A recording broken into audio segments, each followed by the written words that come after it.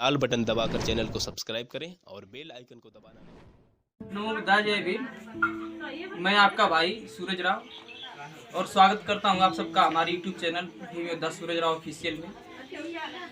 और बड़ी खुशी की बात है कि बहुत दिनों के बाद आप श्रद्धेय हमारे साथ उपस्थित हैं आचार्य अजीत चंद्र बौद्ध जी, और बहुत ही दिनों के बाद सर से मुलाकात हुई है। और बड़ी खुशी की बात है कि सर युवा अवस्था में होते हुए आप आचार्य बने और भगवान बुद्ध की शरण में आए। बड़े ही दिनों से मैं सोच रहा था कि सर से मुलाकात हो। तो सर आपका बहुत बहुत स्वागत है हमारे YouTube चैनल पे। और सर सबसे पहले तो मैं आपसे ये पूछना चाहूँगा कि थोड़ा सा आप अपना परिचय दीजिए दर्शकों को। मैं आचार्य अजीत चंद्र बौद्ध है, प्रवजित नाम इंद्रवंश बौद्ध है, ग्राम रामपुर पोस्ट जहानागंज जिला आजमगढ़ से है जी।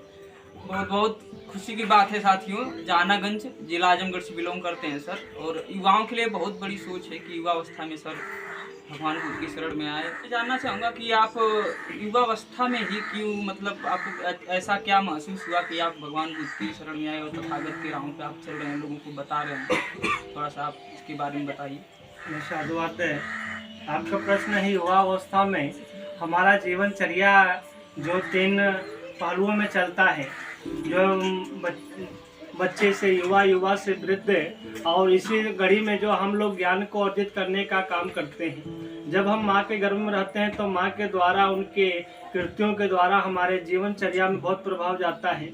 और भगवान बुद्ध के धर्म में जो आनंद आता है वह उम्र नहीं, ज्ञान का कोई उम्र नहीं होता है। जिस प्रकार से अशोक सम्राट ने सिर्फ 7 साल के श्रामेण भिक्षु, जो 7 साल का कितना ज्ञान होता है बच्चे के पास सभी अंदाजा लगा सकते हैं, वह 7 साल के बच्चे से अशोक सम्राट करेंगे जीतने के बाद प्रभावित हो जाते हैं और भगवान बुद्ध के धर्म में श्रद्धावान होकर के अपने आप को जो है अपने इकलौते पुत्र जो है महेंद्र इकलौती पुत्र संघमित्रा को दान कर देते हैं। तो हम लोग की उम्र तो काफ़ी हो गई, युवा में है अब वो 7 बच्चे हैं और हमारे में कितना अंतर है। और भगवान बुद्ध के धर्म में आने के बाद बड़ा आनंद आता है, क्योंकि करुणा मैत्री प्रज्ञाशील का धर्म है, कोई आडंबर का धर्म नहीं। और ज़्यादातर पूरी दुनिया में माना जाए तो भगवान बुद्ध का धर्म सबसे ज़्यादा सबसे ज़्यादा है, क्योंकि भगवान बुद्ध का धर्म जो है देखा जाए तो पहले से है। और 28वें बुद्ध जो है सिद्धार्थ थे, उनसे पहले भी 27 बुद्ध रहे। और महाभारत, रामायण, कृष्ण लीला, गीता, पुराण, जो वेद जो लिखे गए सब में कहीं न कहीं बुद्ध के उल्लेख हैं। यानी जो पहले आता है उसी का बाद में उल्लेख किया जाता है, जो बाद में आता है उसका उल्लेख पहले नहीं होता। इसलिए भगवान बुद्ध का धर्म बहुत पहले से है जी। तो आचार्य जी, पता चला है कि आप अभी रात का आपका कार्यक्रम था, आपने शादी कराई, और कब से आपको ये सब ज्ञान हुआ और कैसे हुआ, इसके बारे में थोड़ा हम जानना चाहते हैं। 2012 में दिसंबर के महीने में जब हम जो है दिल्ली से आए, हमारा जन्म सब कुछ बल्लभगढ़ फरीदाबाद हरियाणा में हुआ। जब यहाँ आए तो कुछ सामाजिक व्यक्ति मिले, सामाजिक व्यक्ति जो बाबा साहब की विचारधाराओं को लेकर के समाज में चलने का काम करते थे, लोगों को तो पहुँचाने का काम करते थे, क्योंकि बाबा साहब की कृतज्ञता व्यक्त करते थे कि जो सारी सुविधा हमारे पास है सब बाबा साहब की देन है। तो 2012 में उन लोगों से जो है हम जुड़े, और जुड़ने के बाद बाबा साहब की बातों को हमने जाना, जानने के बाद और हमने जब सुना कि जब खाने को खाना नहीं, पहनने को कपड़ा नहीं, रहने को मकान नहीं, चलने को साधन नहीं, किसी प्रकार की सुविधा नहीं थी, पर बाबा साहब ने समाज हित की सोच रख करके हमारे आपके लिए सब कुछ दिया। अपने 4 बच्चों को कुर्बान तक कर दिया, अपने पत्नी को कुर्बान कर दिया, अपनी सारी सुविधाओं को कुर्बान कर दिया।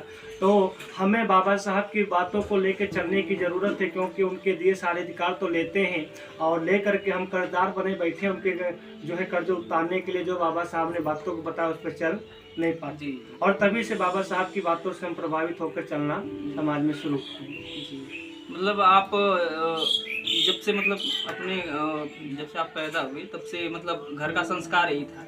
घर का संस्कार नहीं था, क्योंकि हमारे जो परिवार के लोग कबीरपंथी थे। अच्छा। कबीर भी बुद्ध की विचारधारा पे चलने वाले हैं, पर कबीर पंथ बना करके लोगों ने आडंबर पैदा कर दिया, तो उस पंथ को नहीं मानते, कबीर को मानते। हमारे परिवार के नाथ टीजार सभी लोग कबीरपंथी, पर कबीर पंथ को न छोड़ करके कबीर साहब को मानते हैं, और कबीर साहब के साथ साथ जो भगवान बुद्ध के धर्म में हमने आया।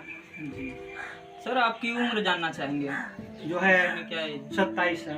अभी 27 आचार्य जी की उम्र है और बहुत बड़ी बात है। हम और आज आपने अभी संस्कार करवाया है, मैंने उसका वीडियो बनाया, अभी यूट्यूब पे भी मैं वायरल करूँगा, आप लोगों को देखने को मिलेगा। तो उसके बारे में थोड़ा सा बताएं कि संस्कार क्या था और कैसा था। भगवान बुद्ध ने मानव जीवन के कल्याण के लिए 10 मुख्यतः संस्कार दिए। पहला संस्कार गृह मंगल संस्कार, और यह गृह मंगल संस्कार रस्तीपुर की पावन धरती पे आप श्रद्धेय अमित बौद्ध है जो श्रद्धावान उपासक है, और आप श्रद्धावान उपासक कमलजीत बौद्ध है। आप दोनों लोगों की पत्नियां जो गर्भवती हैं, और गर्भवती जो तीसरा महीना पार करके चौथे महीने और 5वें महीने के बीच में एक बार गृह मंगल संस्कार होता है। यह व्यक्ति का पहला संस्कार होता है। जब माँ के पेट में चेतना का निर्माण होता है उस समय गृह मंगल संस्कार। और जन्म लेने के बाद मुख्यतः 10 संस्कार बुद्ध ने दिया। जन्म लेने के बाद नामकरण संस्कार, कर्णभेदन संस्कार, अन्नप्राशन संस्कार, विद्यारंभ संस्कार, प्रवज्जा संस्कार, विवाह संस्कार, उपसंपदा संस्कार, अंतिम जाकर के संस्कार आता है मृतक। तो वह पहला संस्कार आप श्रद्धेय अमित बौद्ध और कमलजीत बौद्ध जी के घर हुआ, जो गर्भ मंगल संस्कार कहा है। जी, हम लोगों ने भी देखा, बहुत काफ़ी अच्छा लगा। और कैसा आपका एक्सपीरियंस है भगवान बुद्ध के इस धम्म में, थोड़ा सा युवाओं को हमारे आप बताइए कि क्या करना चाहिए। एक्सपीरियंस देखिए, अभी जो हम समाज में चलने का काम करते हैं, ये जिस तरीके से एक छोटा बच्चा होता है, अगर हम उससे पूछते हैं बाबू पढ़ रहे हो, तो कहेगा हाँ पढ़ रहे हैं पढ़ाई कर रहे हैं। ठीक है, पढ़ाई कर रहे हैं, जब परीक्षा में पास हो जाते हैं तब लगता है पढ़ाई कर रहे हैं। उसी प्रकार से हम बाबा साहब के अनुयायी बनते हैं, भगवान बुद्ध के अनुयायी बनते हैं। बाबा साहब के अनुयायी बनते हैं, पर बाबा साहब की एक भी बात को हम पूर्ण रूप से मानते नहीं है। उन्होंने जो कहा, जिस चीज को बचाने के लिए हम बचा नहीं पा रहे। भगवान बुद्ध के अनुयायी बनते हैं, और भगवान बुद्ध ने हमारे दुखों के निदान के लिए जो पारमिताओं को दिया, अष्टांगिक मार्ग को दिया, पर हम उस अष्टांगिक मार्ग को चल करके अपने दुखों का निदान नहीं कर पाते। तो इसलिए हमें भगवान बुद्ध के धर्म को मानने की जरूरत है, जो हमारे दुखों का निदान करता है। तो ऐसी पारमिताओं को लेकर चलें। सिर्फ कहने मात्र कि हम अनुयायी न बने कि हम युवा हैं और युवा बाबा साहब के अनुयायी होते हैं, तो अनुयायी बाबा साहब के होते हैं, तो बाबा साहब की भी मानने की जरूरत है, उनकी विचारधाराओं को लेकर चलने की। आचार्य जी, मैंने अभी आप कार्यक्रम करवा रहे थे, तो मैंने आपका आपने बताया कि ऊपर वाला जो होता है, जैसे ऊपर वाले के बारे में आपने बताया कि लोग कहते हैं कि सब कुछ जो भी हो रहा है ऊपर वाले की देन है, उसी से हो रहा है। इसके बारे में बहुत व्याख्या से आप बताएं, थोड़ा सा मैं अपने दर्शकों को भी मैं सोचूंगा कि आप इसके बारे में बताएं कि ऊपर वाला क्या होता है और कैसे होता है। जी, क्योंकि ऊपर वाले के चलते सब कुछ होता है। लोग बोलते हैं कि बगैर ऊपर वाले का जो है कोई काम हम नहीं कर पाएंगे, ये बात सही है। पर जो ऊपर वाले को हम तथाकथित व्यवस्था के लोगों ने बता दिया, आडम्बरी व्यवस्था के लोगों ने, कि वो ऊपर वाला रहता है, वह बादलों में रहता है, जो कभी दिखाई नहीं देता, न प्रत्यक्ष रूप से न अप्रत्यक्ष रूप से उसका कोई अनुभव कर सकता। जिस प्रकार से हवा दिखाई नहीं देती पर उसका अनुभव किया जा सकता है। सूरज की रोशनी को हम देख सकते हैं, बहुत सी चीजें जो होती हैं कहीं न कहीं उसका आभास होता है, पर वो ऊपर वाला कैसा है जिसका आभास तक नहीं होता। तो वह ऊपर वाले काल्पनिक है, पर जो ऊपर वाले को हम लोग बतलाने का काम करते हैं वह हमारा शरीर का ऊपरी हिस्सा है, ये सचेतन मन। भगवान बुद्ध ने कहा चेतना भिक्षवे कमम मदामि, तो ये हमारा चेतना का कर्म है, ये सर्वोपरि है, और ये जैसा कहता वैसा हम काम करते हैं, इसके विपरीत नहीं जा सकते। ये जैसी सोच रखता है वैसे हमारे कृत्य बनते हैं। अगर अच्छी सोच है तो अच्छे हमारे कृत्य होंगे, तो जीवनचर्या अच्छी होगी।